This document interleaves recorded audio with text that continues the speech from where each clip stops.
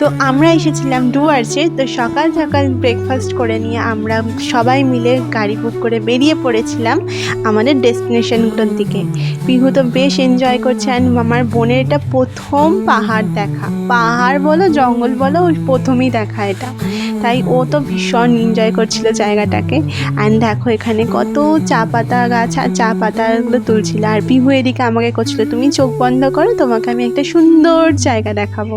And দেখো ওর জন্য আমাকে কত কিছু করতে হয়, কত সুন্দর এক্সপ্রেশন দিতে হয় আমাকে না দেখার মতন।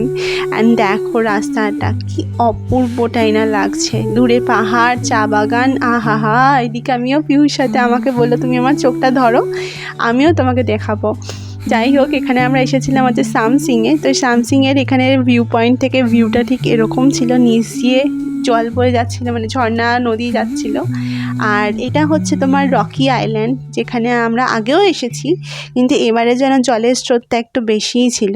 তো পিহু এখানে এসেছে, পিহু এসে ও তো এক্সাইটেড হয়ে গেছে, ও ভেবেছে হয়তো সমুদ্রে এসেছে। যাই হোক, পা ভেজাবে বলে পাগল হয়ে যাচ্ছিলো, ওর পাপা ওকে নিয়ে পা ভেজতে নেমেছিল, অ্যান্ড ও তো লাফালাফি করছিল, কি উৎপাতটাই না করেছে ও এখানে। আমি একটু পা ভিজিয়ে নিলাম, দেন ওখান থেকে ওকে দেখাচ্ছিলাম দেখ দেখ কত সুন্দর পাহাড়, সমুদ্র, জঙ্গল তোর। যাই হোক, সেখান থেকে বেরিয়ে আমরা আরও কয়েকটা ডেস্টিনেশনে যাব, তো সেটা দেখার জন্য সাথে থেকো, টাটা।